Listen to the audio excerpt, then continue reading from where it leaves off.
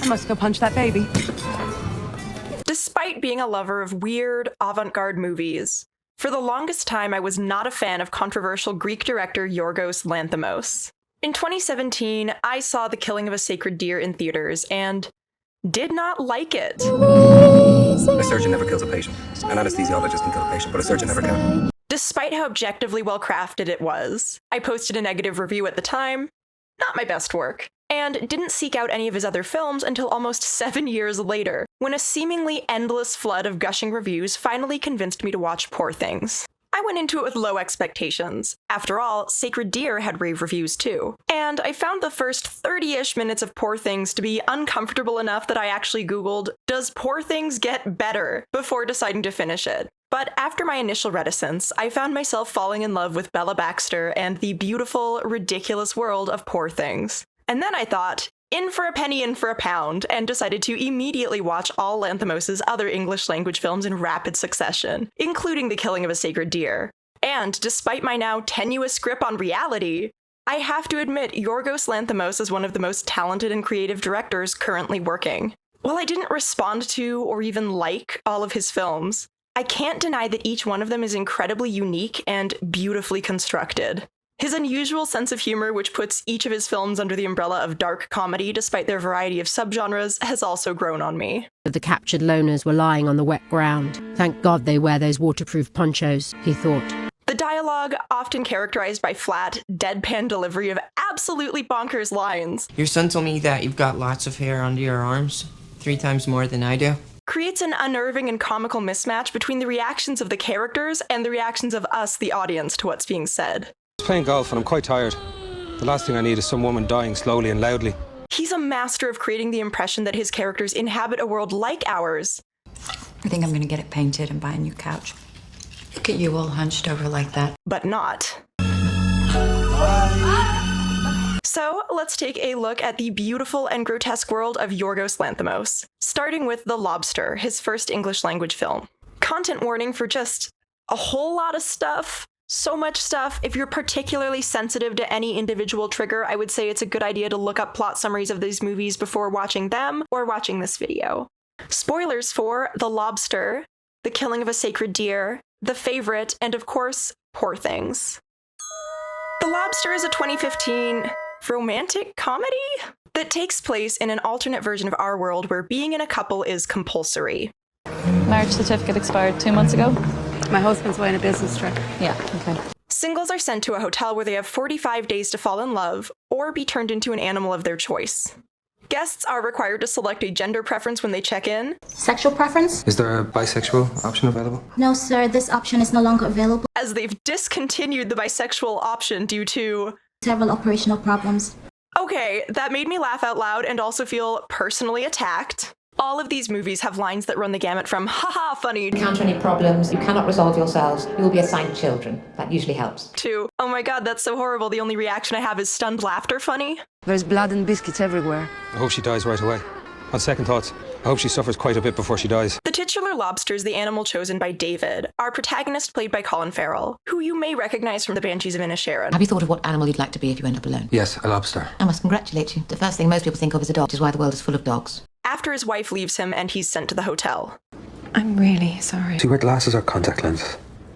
Glasses. He also brings along his brother, who was unsuccessful during his stay and is now a very good boy. I'm afraid you cannot keep any of your personal belongings. The rules of the hotel are strict. What size, please? 44 and a half. 44 or 45. There are no half sizes. Everything from your appearance to sexual activity are regulated and monitored, and violations are brutally punished. They also put on bizarre propaganda performances Man eats alone. to remind you of the benefits of being in a couple, Man eats with woman. like not choking to death, Woman walks alone. or being assaulted Woman walks with man. by a stranger. And there's a population of loners living off-grid in the woods, failed guests who fled rather than submit to becoming animals. Current guests at the hotel hunt them with tranquilizers to extend their stay.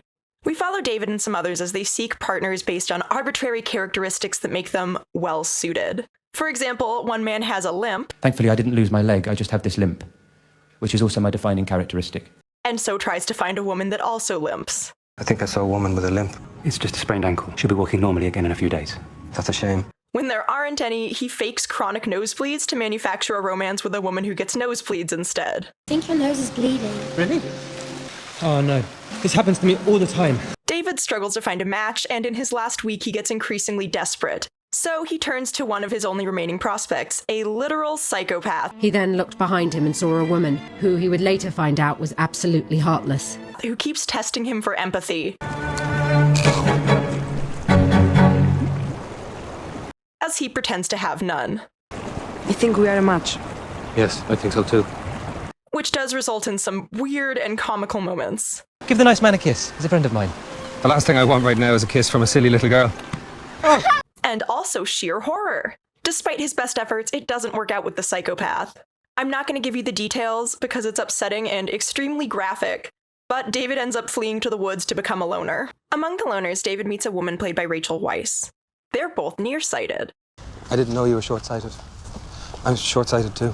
She's the one who's been narrating the film so far. He decided that his brown leather shoes were the best pair to wear. They fall in love, but unfortunately, romance is forbidden among the loners and is punishable by mutilation. We slashed his lips with a razor on the lips of another loner, and we forced them to kiss each other. They were flirting, you know. So they have to keep it a secret. Can communicate with each other, even in front of the others, without them knowing what we are saying. Life with the loners is exactly as weird and oppressive as life at the hotel. We all dance by ourselves. That's why we only play electronic music. The loners have dance parties where they exclusively play EDM and dance by themselves, which makes me snort laugh every time. The loners make trips to the city for essentials disguised as couples, because anyone by themselves is accosted by police and asked to produce documentation that they're in a couple. Good morning, sir. Are you here alone? Can I see your certificate, please? My partner keeps it in her purse. Oh, here she is. The loners catch on to David's romance, though, as they get a little bit too into the roleplay. Stop it! That's enough. The woman is punished in a ghastly way, and by the end of the movie, we're left wondering whether David will suffer the same so that they can remain well-suited and rejoin society. The ambiguous ending leaves him with no good options: mutilation to be with the woman he loves, return to a life as a fugitive and outcast, or submit to being transformed into an animal. A horrifying process which one character gruesomely describes for us. They peel off the skin. Afterwards, they remove the heart and other vital organs. Then the procedure changes according to the animal. And so it's tragic that when David finally finds genuine connection and love, it comes at such a high price. The Lobster hyperbolizes the obsessive pressure to be in romantic relationships, and how it can result in relationships that are forced, to the point of trying to appeal to a psychopath.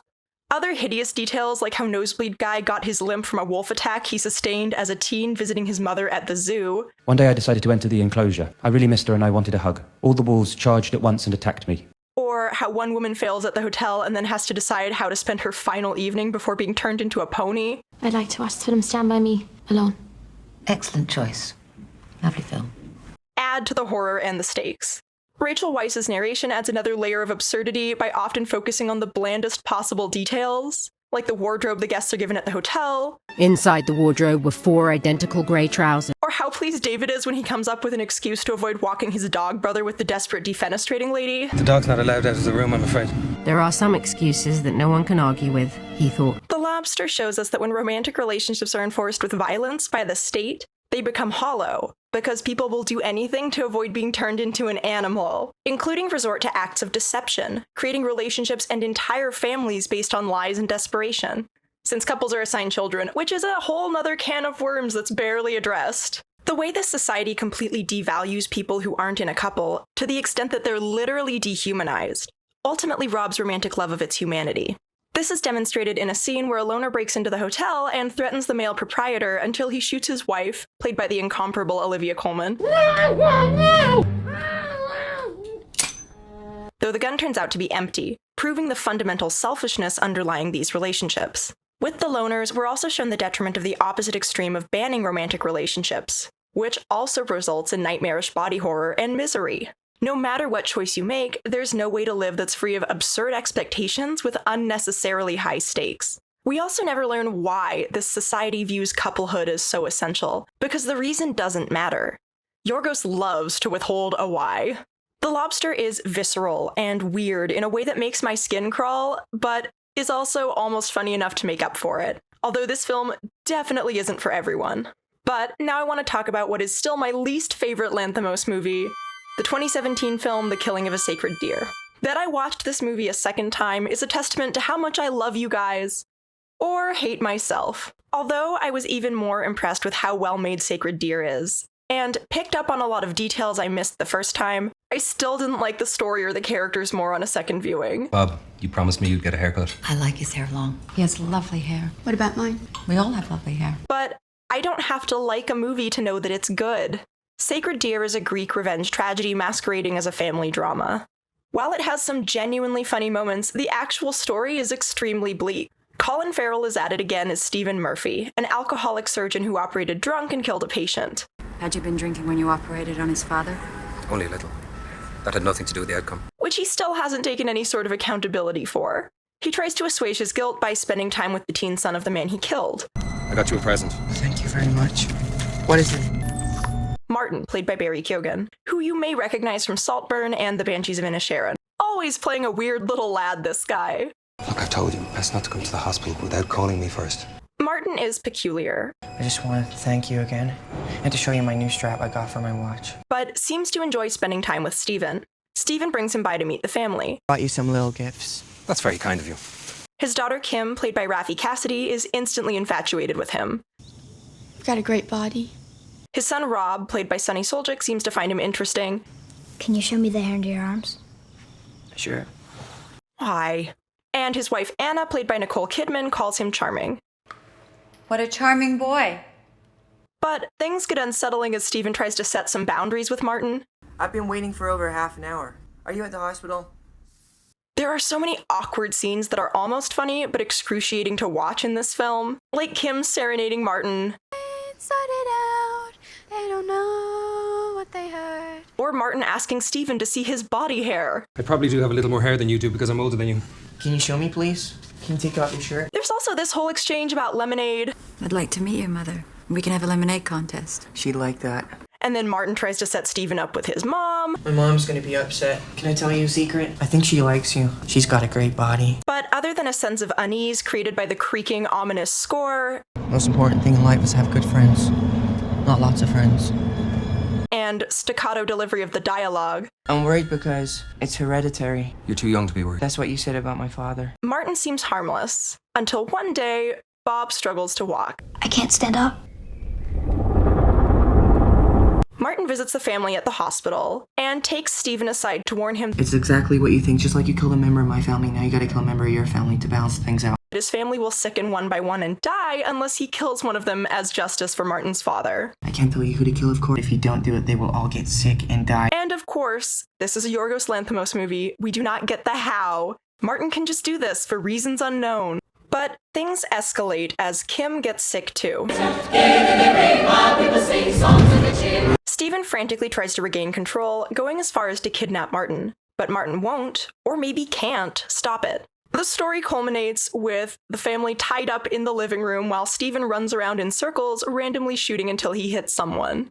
It's interesting that this impossible choice is the one thing Martin gives Stephen control over, but he has to run away from it because how do you choose something like that? Sacred Deer has some jaw on the floor, don't know whether to laugh or cry because it's so messed up scenes. Like when Stephen's wife and son try to appeal to him for why he should pick one of the others to die. I believe the most logical thing, no matter how harsh this may sound, is to kill a child. Because we can have another child. In a different film, this scene with Bob would have had me sobbing. Dad, look, I cut my hair just like you wanted me to. I'm gonna water the plants now. But this sheer horror is contrasted with moments of utter banality, like Stephen asking Anna to make him mashed potatoes while the children are dying upstairs. Do you know what I've been craving? Mashed potato. Why don't you make some tomorrow? I think Sacred Deer is a deconstruction of the nuclear family and the patriarch as a just benefactor. It's Stephen's arrogance and carelessness that gets the family into the situation. He caused this tragic thing to happen. And Anna even points it out, asking Martin why she and the children should suffer for his mistake. And I don't understand why I should have to pay the price. Why my children should have to pay the price. His revenge isn't really justice either. I don't know if what is happening is fair, but the only thing I can think of that's close to justice. Lanthimos' films often seem fascinated with agency and power. There was an initial interest in the dynamic of a very young boy being in control of a grown man's life, someone educated, successful, seemingly with a perfect life. And all of a sudden, this very young boy being able to completely be in control and destroy all that. Here, Stephen and his family's agency slowly erodes, as he's forced to submit to Martin and the rest of the family is forced to submit to him. Sacred Deer is characterized by an elevated visual style, very intentional use of coloring, lighting, and symbolism. This time around, I just had this feel that the camera should be almost like another presence, like an entity that was hovering above them or creeping from below and watching them, observing them. We built this visual language of, really high angles following people around or really low angles. Generally, there's not many shots that are at the eye level of the actor. It's always the feeling of someone being in a little corner, a relatively claustrophobic feel as well, like small people in rooms that have been distorted by the wide-angle lenses. Sacred Deer has a very clean, clinical look with lots of white, beige, and hospital blue surroundings, as if trying to obscure the darkness underpinning it all. It does the same narratively with the performance of the Murphys' domestic life, which we see in everything from the appearance of the family home to how Stephen and Anna talk about the children. How are the kids? Bob has started piano lessons. Our daughter started menstruating last week. Great. Yes. Towards the end of the film, Stephen, struggling to choose between his children, goes to their school to speak to their guidance counselor about their academic performance as a possible factor. Do you especially like one of them more than the other? If you had to choose between them, which would you say is the best? That's a difficult question.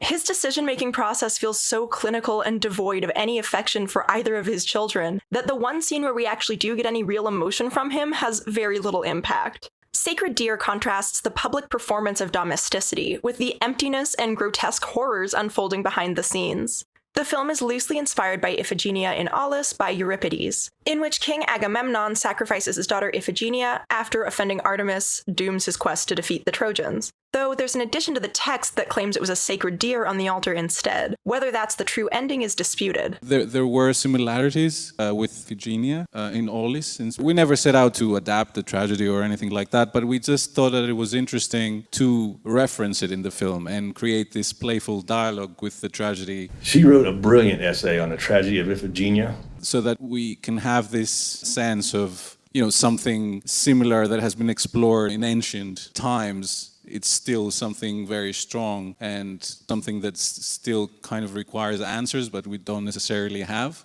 Like Agamemnon, Stephen is the arrogant patriarch. Kim is Iphigenia, who ultimately submits to her sacrifice, though the film diverges on what happens next. You gave me life and only you have the right to take my life away. That makes perfect sense. Stephen's wife Anna is Clytemnestra, deceived by her arrogant husband and forced to bear the consequences of his actions. Bob is Orestes, Iphigenia's brother. Martin is Artemis, wronged by Agamemnon's arrogance and demanding a sacrifice. Even though it isn't for me, it's objectively brilliant and I am glad it exists, especially as a stepping stone to Lanthimos' other films. The Favourite is a 2018 film starring Olivia Colman as Queen Anne, who ruled England from 1702 to 1714, alongside Rachel Weisz as Lady Sarah Marlborough, and Emma Stone as her cousin Abigail, with the two vying for the Queen's favour. Side note, I love the Flanagan-esque way that Lanthimos likes to work with the same actors repeatedly. It's very cute. The Favourite is Lanthimos' first time trying his hand at a period drama. He wanted to explore a story with three complex female protagonists vying for power. I was intrigued by the idea of making a film that had three very complex and very different women. I didn't want to have like the villain and the victim. We wanted all these things to shift and change and go from one to the other. And how that struggle impacts the governing of a nation. But also the way that the relationships and position affects the entire country. Queen Anne is disabled and uses mobility aids. She has an intense but complicated relationship with Lady Marlborough, who clearly loves and cares for her, but also tries to control her. You look like a badger. Oh, do you really think you can meet the Russian delegation looking like that? Almost governing in her stead. Where is the Queen? We've been waiting an hour. I'm here. Might I remind you, you're not the Queen. And often deciding what her limitations are, telling her what she can and can't do. Cannot have hot chocolate.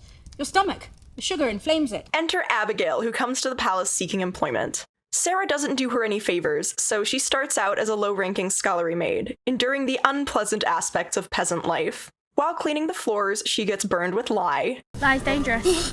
It burns bad. And resolves to escape her station by ingratiating herself to the queen, who suffers from painful attacks of gout. Her legs are treated with raw meat until Abigail steals a horse and rides off to gather some herbs. She makes a poultice, and later she makes sure that the queen knows that it was she who provided the relief. I'm sorry, Your Majesty. I think I caught a chill picking the herbs for your leg.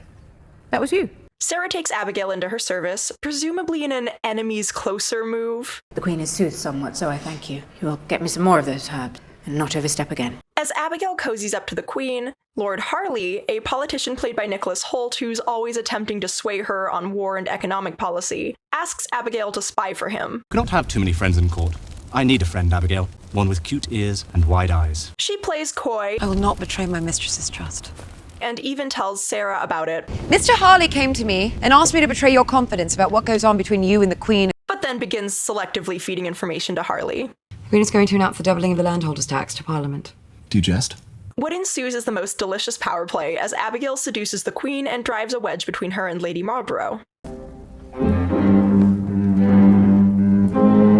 The queen lavishes her with favors and attention, and they have some lovely moments in the first half of the film where Abigail answers the queen's bids for affection in a way Lady Marlborough doesn't. She also seems to empower the queen to make decisions. To send a division immediately to help him. Costing a fortune, walking into God knows what. We need to wait. Is it a bit like going late to a party? Although she's really just as manipulative as Lady Marlborough. If the party's going well, they do not need you and they resent the intrusion. But if it's going badly, you cannot save it and regret ever putting on your nice gown. But with a more subtle approach. We will wait. Make sure they have their best dresses on so they're ready at a moment's notice. Shift a division to the coast and have a boat at the ready.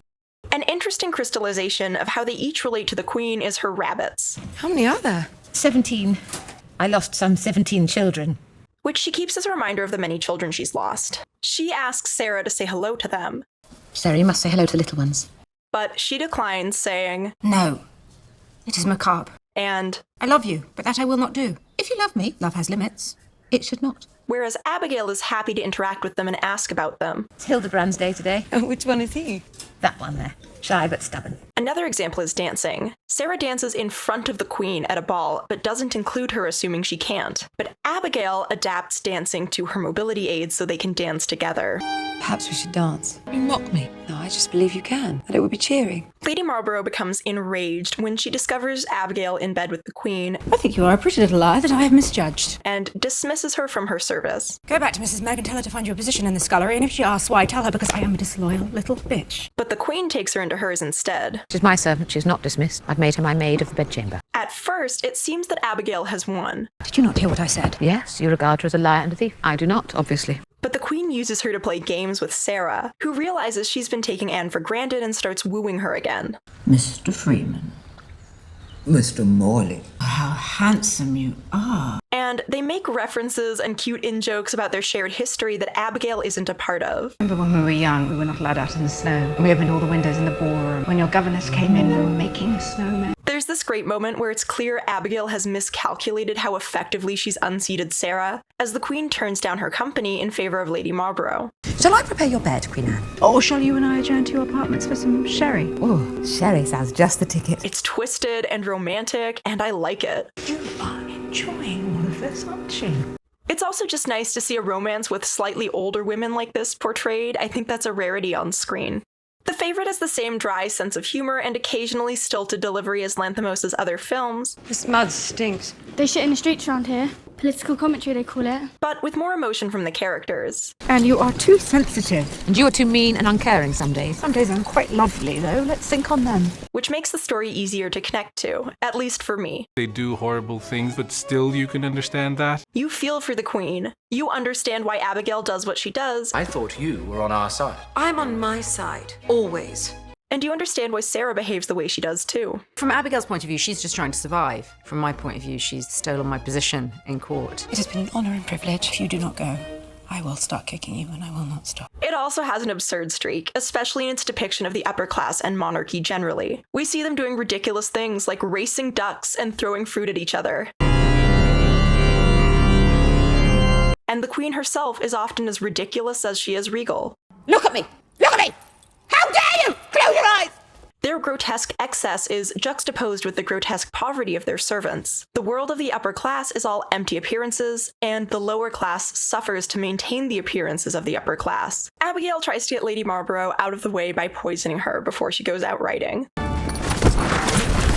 What happened? Are you all right? Abigail poisoned me. When she returns, The servant is dressed in the clothes of a lady. How whimsical. It's over now. I have won. she tries to oust Abigail without success. I will say this once and plainly, my dearest one. You must send Abigail away. I do not want to. She is a viper. Lady Marlborough tries to regain control. I started looking over some of the many, many, many letters you've written me. Very intense, very explicit. And she threatens to blackmail her with the intimate letters they've exchanged. I will use these letters unless you announce the tax rise, change the cabinet as I wish, and get rid of Abigail. It's an empty threat, I burned the letters. but precipitates the downfall of their relationship as her bid for control forces the Queen's hand. The Queen requests the return of your key. You will vacate court today. The Queen's deterioration noticeably picks up speed after she banishes Lady Marlborough from court. Some wounds do not close. I have many such. The film has themes surrounding the agency of disabled women, I am the Queen. Do not try to do that thing you do. Do not try to manage this as you cannot. manipulation in relationships between women, and the way women can weaponize how they're seen in society to mask a cruel streak. Secure in her position and without immediate competition, Abigail begins to lift the mask she put in place to charm the Queen, revealing that Sarah's assessment of her was correct. We see this towards the end of the film, when she's kept the Queen and Lady Marlborough from reuniting by burning her letter. Perhaps she could write to you, and we could attempt to repair at least one wound in our Queen. Cannot stop her. The Queen asks daily if she's received any mail. I just want to know that all my mail is here. Of course. Footman, go and check again. Abigail does seem guilty, but not guilty enough, and Sarah leaves England. Suddenly feel so tired of England, my darling. Perhaps we should go somewhere else. Abigail, now totally at ease, contemplates squishing one of the rabbits before releasing it when it screams. Thank God. And we're left with an ending that provides us neither joy or catharsis, as we're left to sit with the imperfect, messy, dark women that Anne, Sarah, and Abigail are. Each played different games to gain or maintain control, and all of them are miserable by the end of the film. Like Lanthimos' other work, The Favourite has gorgeous visuals. Very early on, the decision was made to work at Hatfield. We did end up doing the whole film on location. It's always my preferred approach to be in real places. I always like to work with natural light or practical lighting. So in our case, there was no electricity during that period, so we had to work with either daylight or candles. And stunning cinematography. We wanted to enhance the feel of those extremely big spaces and how they're juxtaposed to the few people that inhabit them. So the use of extreme wide-angle lenses kind of enhanced that feel, and it created those huge distorted spaces. As well as incredible costuming and set design. Fiona, she couldn't change the colour of the walls, she couldn't do any of that. But it suited her because what she's actually done is stripped it back. Fiona, the production designer, really thinks about everything. She's been incredible. What I really like about what we're doing is that there's no fixed rule for any space. There's a playfulness to the production design, and that's been really, really rewarding. The way the men are costumed is a lot of fun and visually represents how they're incidental and ornamental amid the power struggle occurring between the women. What an outfit. Thank you. Thought it might be too much. The costuming in general is fantastic. The world of the court, we decided to restrict the colours right down to neutrals, to black and white. All the female characters are just wearing black and white, so we look like a chessboard. But my obsession is the masculine riding outfits that Lady Marlborough wears on several occasions. As long as you're aware that I have a gun. You can shoot me, I don't even care. The film also delights in anachronism, both in dress and speech. Yorgos wanted to do was keep the silhouette completely accurate historically, but then play around with the texture and the colour. It's really exciting because it means that you can invent the entire world and push it visually. Sort of took liberties with the treatment of it and the fabrics and the decoration and how it was The denim is one and of denim. the things that I noticed. That bodice is made from old jeans. And just for fun, if you're also a fan of The Great, another farce loosely based on the life of a historical figure. Two leaders, Catherine the Great. Calling yourself the Great seems arrogant. It is if you're not great. If you are, it is just calling things what they are. You might notice The Favourite is shot in Hatfield House. The same place where The Great is also shot, which I will never forgive Hulu for cancelling. You are dancing close to heresy. Shall I get some musicians in? Both The Great and The Favourite were written by Tony McNamara, which is why you might notice some similarity in the dialogue and humour. I'm winning. I love that you think that. They also both include the comedic and dramatic treasure that is Nicholas Hoult. Touche. Do you mean touche? A wren.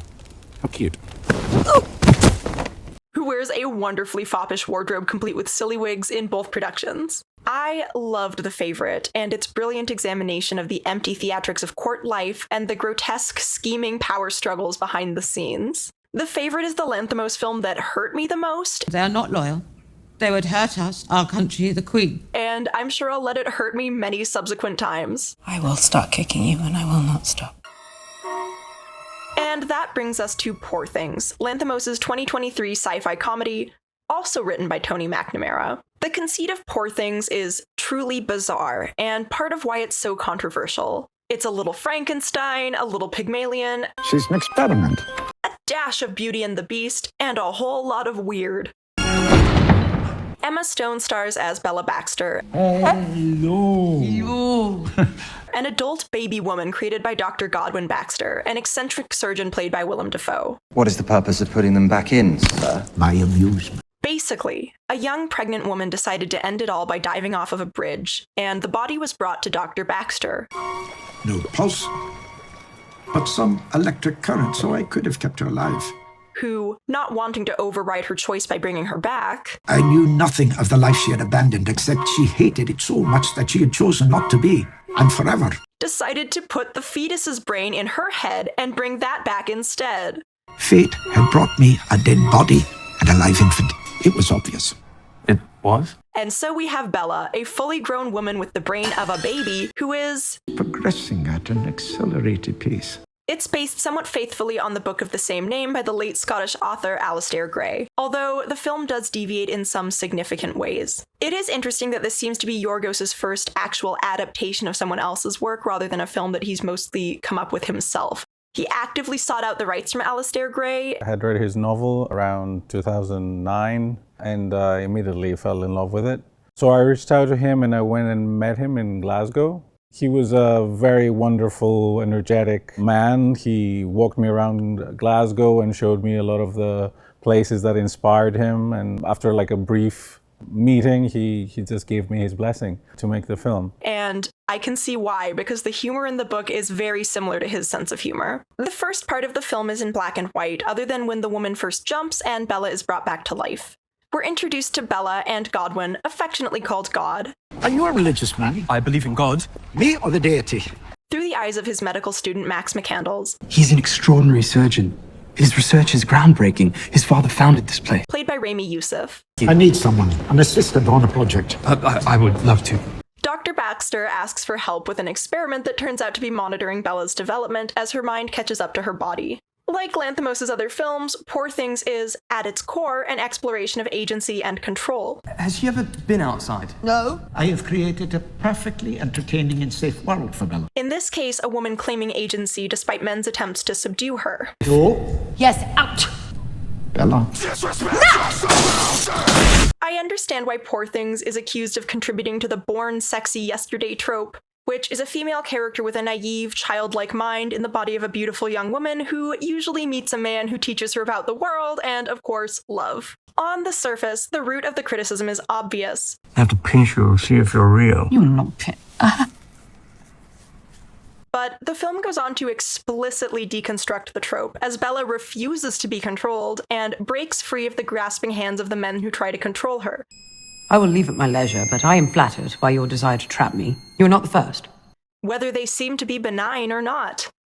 You will wish to stop me. I shall stop you. You hold Bella too tight. A lot of people also felt that the film's sexuality was distasteful, and I can see how it could be interpreted that way, especially with the weird sexuality in his other films. But Poor Things intentionally undermines Bella's sexiness in terms of its presentation to the audience, especially at the start of the movie. I think that there's something really wonderful about the way that he sort of captures, you know, someone that's either nude or sex scenes or whatever it may be, in that it feels very, to me, clinical and funny and not gratuitous. Like, it feels like it serves the story in such an important and funny way. Emma Stone was also a producer, which gave her significant creative control over what she showed, when, and how things were portrayed. Being a producer feels like a great combination of, like, I can act and I can also, like, help kind of curate the experience for people and find the right people that work together. Emma's been really so much part of it. She's a producer on the film. She's been very important in how we've developed the story and how we're talking about putting it out into the world and very much guiding that. When we first meet Bella, she has the development of a toddler with limited language skills and babyish mannerisms. Bella, this is Mr. McCandles. Hello, Bella. While McCandles is immediately struck with her beauty, She's stunning. he is also immediately struck directly in the face by Bella, who also responds by peeing on the floor. We see her do all sorts of gross things at this stage, from mangling a corpse. Bella cut 2. Just dead ones for Bella. Squish! And murdering a frog. Kill it. What? To discovering how to pleasure herself, which is portrayed with such frankness that it's a little revolting. Baby Bella was unpleasant enough to watch that, again, I almost noped out of the movie. In the book, much of which is written from McCandles' perspective, we meet Bella when she has the maturity of approximately 4 or 5, as God ascertains based on the age of children she plays with and when she gets bored of them. I think the choice to age her down when McCandles meets her is actually just to accentuate how unappealing the born sexy yesterday trope actually is when you present it at its most extreme. A literal baby woman is gonna be gross. She's a baby. I also appreciate that there's no romance between Bella and God, who treats her like a beloved daughter.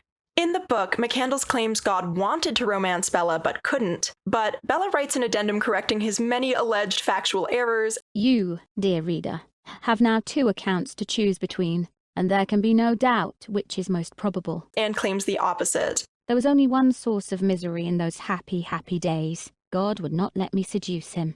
Please do not fall in love with me, Bella, he said. Also adding that the Frankenstein-inspired origin story is false. My second husband's story positively stinks of all that was morbid in the most morbid of centuries, the 19th. He has made a sufficiently strange story stranger still by staring into it, episodes and phrases to be found in Hogg's Suicide's Grave, with additional ghouleries from the works of Mary Shelley and Edgar Allan Poe. In the film, God tries to control Bella, limiting her access to the outside world, up to and including chloroforming her, and trying to marry her off to McCandles. I wish to marry you. Be my wife. Under a contract that they'll live with him forever and ever and never leave. One condition. She must desire it also. I understand. 2 conditions, then. However, when she's seduced by Duncan Wedderburn, the lawyer God hires to draw up the contract, I had to meet this woman who would inspire such a contract of marriage that imprisons her. Played by Mark Ruffalo, she demands that he allow her to travel to Lisbon with him before she returns to marry Max. I will marry Max, as he seems right for that. But first, I shall adventure on Duncan Wedderburn. After some convincing, kiss me and set me forth. God allows it. If you do not, Bella's insides shall turn rotten with hate. Hate? Hate. He sews some traveling money into her clothes just in case, and lets her go. McCandles doesn't want her to go, though. I'll see to this man myself. I will beat his handsome face into a porridge of blood and bones. And she chloroforms him. A nice touch, since previously it was used to contain her and is now the means of her escape. Goodbye, later, dove. Although I will say I'm always minorly annoyed when movies act like you put chloroform over someone's face and they go unconscious immediately. It's also worth noting that in the book, God actually takes Bella on a tour of the world rather than hiding her away from it. But the change in the film shows us that the paternalistic role God plays for Bella is oppressive if he doesn't let her make her own choices, no matter how well-meaning he might be.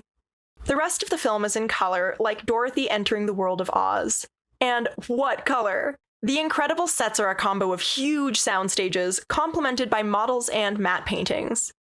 We use the latest technology, but also tapped into some old school techniques like miniatures or painted backdrops, and I think it was an interesting combination of techniques. There are digital accents as well, but anything they could do practical, they did, and the result is stunning. I've never seen anything like it, and it is as big as it looks, even in a 4mm lens. And I love the candy-colored costuming for Bella as she goes from babyish outfits to more adult silhouettes. I was quite fascinated by this discordancy between these period costumes and how would you wear them if you were actually a child, a baby, or a toddler in these very elegant grown woman's clothes. She doesn't wear a corset at all in the film for her performance, particularly when she's very young, like a new person, and at her most childlike. The language of her movement just could not have coped with a corset. And then it's as if she has this separate wardrobe that's almost been waiting for her, that's, a bit more grown up. We We start this part of the film with a montage of Bella continuing to discover her sexuality. I can't really show it because it's a bit too graphic for YouTube, but it's anything but sensual. It's hurried and frantic, there's weird cacophonous music, and a pigeon in the background, and lots of unflattering, awkward movements and facial expressions. Bella is clearly having a good time, but it's shot in an unself-conscious way that feels like Bella's experience is for her rather than for us. But her true awakening doesn't have anything to do with sex. While Wedderburn enjoys teaching her about the world and having her on his arm, They must not be eaten dainty flake by dainty flake, but inhaled with gusto like life itself. he strives to conform her to polite society. Your behavior is unconscionable. We behave. Despite initially expressing disdain for it. Do not care for polite society. It's fucking boring. Starting with trying to limit her consumption of pastries. Incredible. Be more. No more. One's enough. Any more's too much. So when he falls asleep after some furious jumping, Bella goes out in search of more pastries.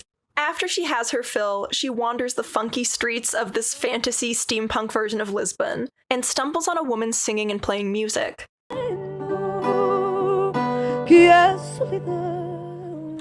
She's mesmerized, and we watch as it clearly brings something to the surface that wasn't there before. She continues to reverently absorb the world around her, from a couple fighting in the street to a beautiful view of the city, before she vomits after eating too many pastries, a lesson she had to learn herself.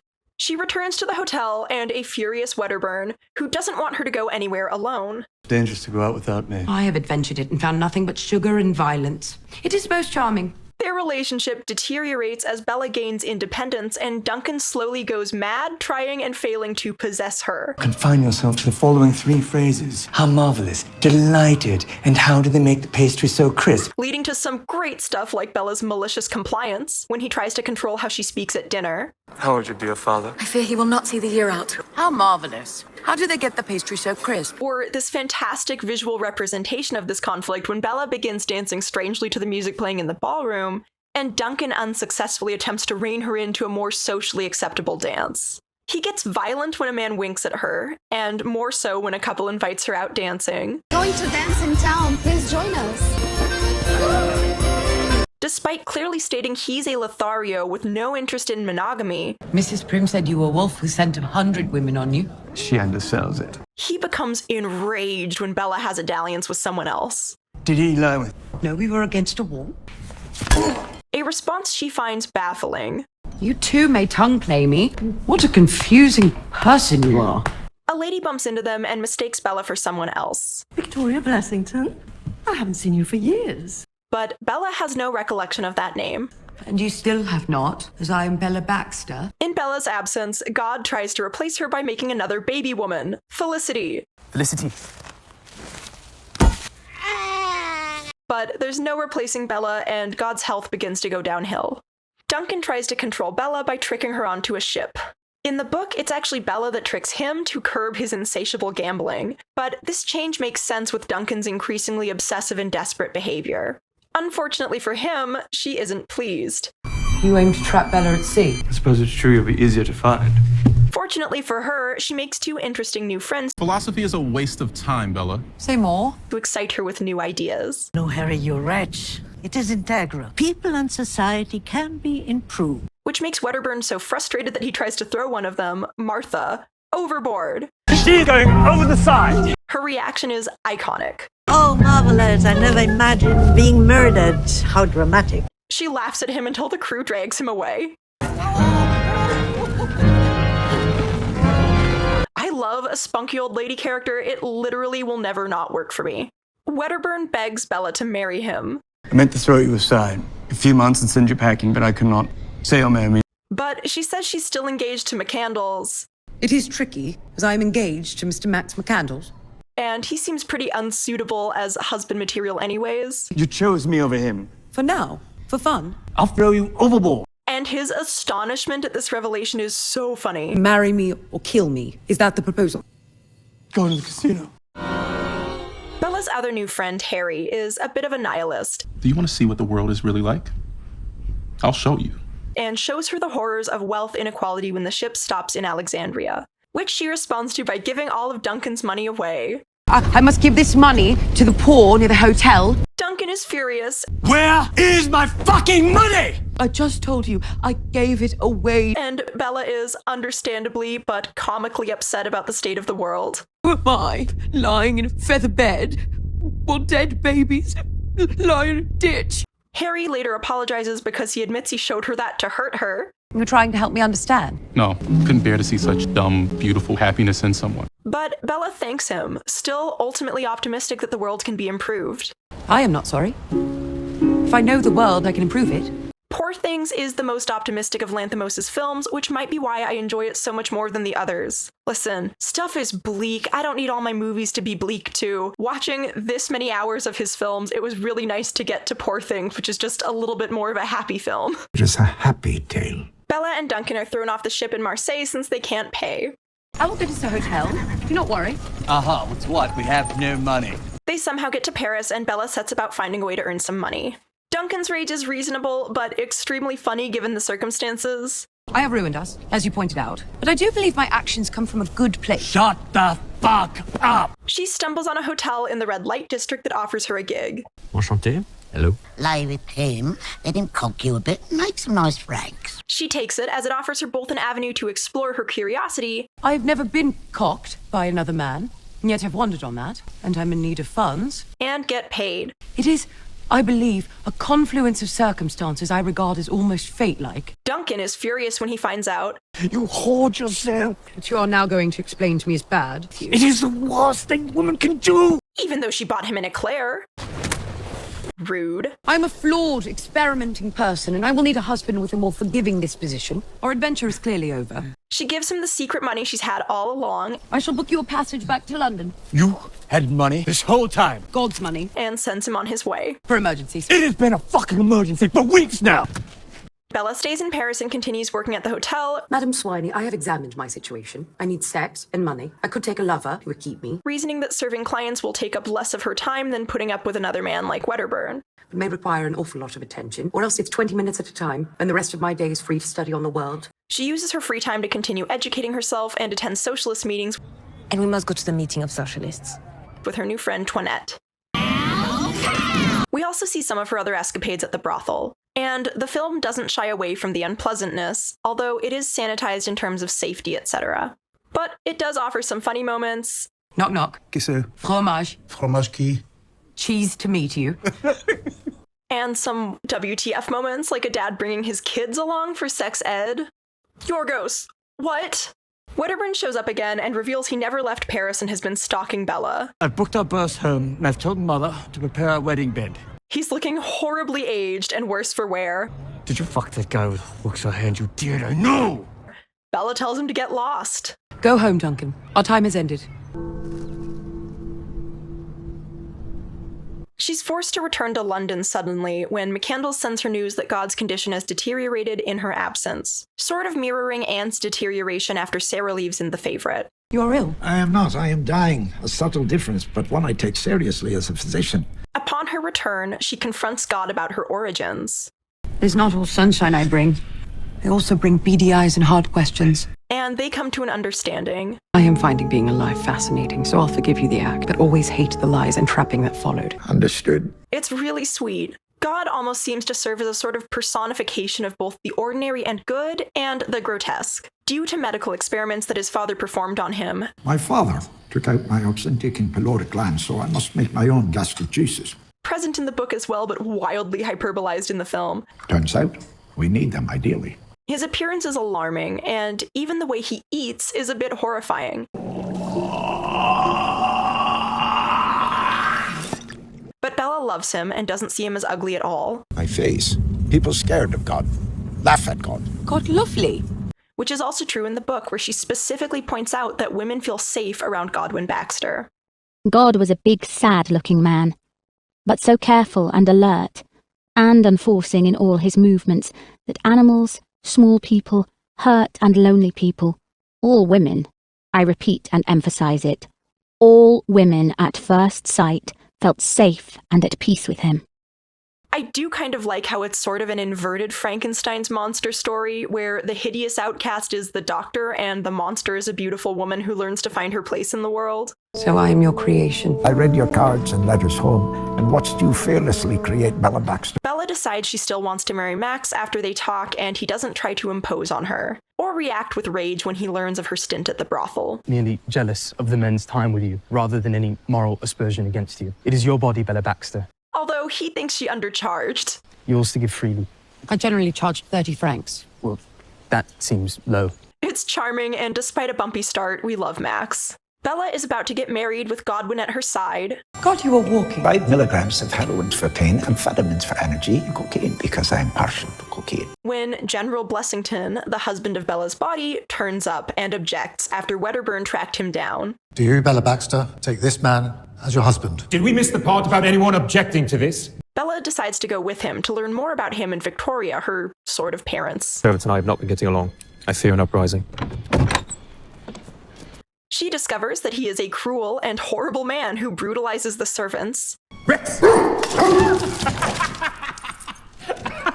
And threatens to shoot her if she leaves. I will have to shoot you in the fucking head. The front or the back of the head? The back, as to be sure you were leaving. He plans to have a doctor perform a clitorectomy on her.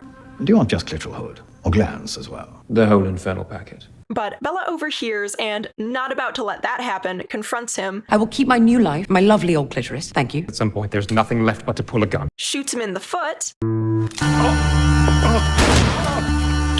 And implants his brain in the body of a goat. Yorgos really likes to turn people into animals, but at least this time it's justified. All my life, people's eyes looked at me. Horror, pity, and you. God dies in a really tender scene with Bella and Max at his side. It's all very interesting. What is happening? Bella lives happily ever after with Max, Toinette, and Felicity, and decides to become a doctor. I am never happier than when I'm in here. From its strange, often disjointed score and totally out there visuals, to the entire conceit of Bella Baxter, Poor Things is bizarre. The cinematography, which includes the fisheye lenses also seen in The Favorite, adds to the sense of otherworldliness, but the practical and traditional effects used to bring Bella's world alive, along with the strong performances of the cast, make the whole absurd tale feel almost believable. The film is saturated with Lanthimos and McNamara's trademark sense of humor, from Godwin's deadpan revelations about his horrible childhood. My father pinned my thumbs to see whether he could retard the growth cycle of bones. Good God. To Bella taking Duncan down a peg or two. I look at you and feel nothing but the lingering question of how did I ever want you? Oh. The poor things are the men in the film who try to control Bella and find themselves overpowered by her will. This is most obvious in Duncan's descent into madness trying to possess Bella, complaining as her speech develops. You're always reading now, Bella. You're losing some of your adorable way of speaking. Throwing her books in the ocean. And having tantrum after tantrum as she doesn't give in to him. His inability to subdue her completely unwinds him until he's a wretched shell of himself, which contrasts with McCandles and Godwin, who learn to accept and support Bella's agency and her possession of herself. There is one last controversy about this film I do feel obligated to briefly mention, which is, of course, Emma Stone winning the Oscar for Best Actress for her performance in this film. A lot of people said that Lily Gladstone, who starred in The Killers of Flower Moon, was robbed, and after watching both films...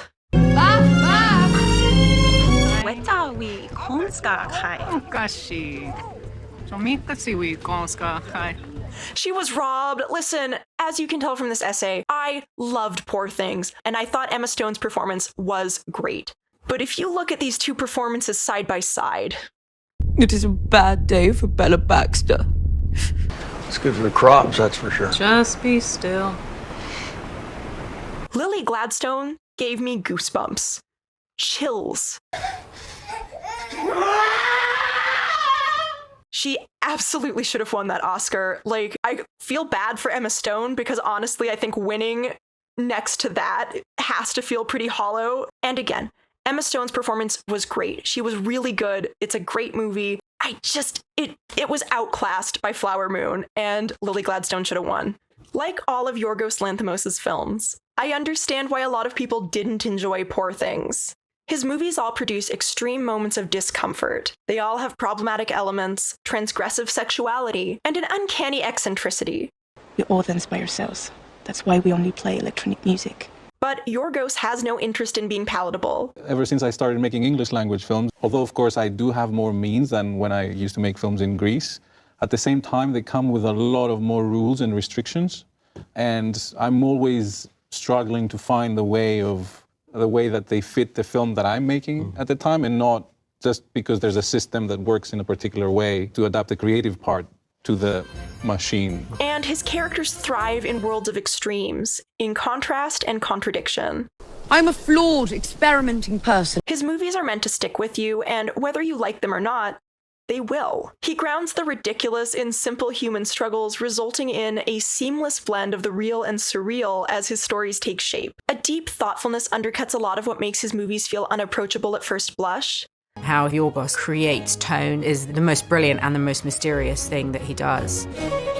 But there's also a sort of spontaneity to his creative process that makes his work feel alive. Of course, I mean, whatever I know, I'll put it in the film. I know as much as, the viewer does, or even less sometimes. You're asked all these questions about something that you've constructed and created, and people think that you know much more than what's, in the film or in something you've written. But basically, it's, you might know even less because you do so many things instinctively and unconsciously. He shows us the horrors of violence, suffering, and death alongside beauty, tenderness, and life to deconstruct the fullness of the human experience. Must experience everything, not just the good. This makes us whole, Bella. Makes us people of substance. Despite the commonalities between his films, they're all very distinct from one another, embracing and subverting the tropes of their respective genres. He switches between psychological horror, romance, period drama, and sci-fi, while making each one totally his own. Lanthimos' exploration of the hideous, abject, and strange, and the ordinary matter-of-fact way he presents it, gives us a new perspective on the dreamlike and nightmarish world we all inhabit. Whether it's through the lens of a steampunk baby woman or a man trying to avoid being turned into a crustacean. As much as I can completely understand if his films aren't for you, I would encourage you to give them a chance anyways, because sometimes an experience is valuable, even if it's a bit grotesque. Okay, this was a long one. Each of these movies could be their own hour-long video essay. I feel like I barely scratched the surface, but thank you so much for watching, especially if you made it this far. I would love to hear your thoughts on Poor Things and what your favorite Lanthimos movie is in the comments down below. Like, share, and subscribe for more videos. See you next time. Wiedersehen.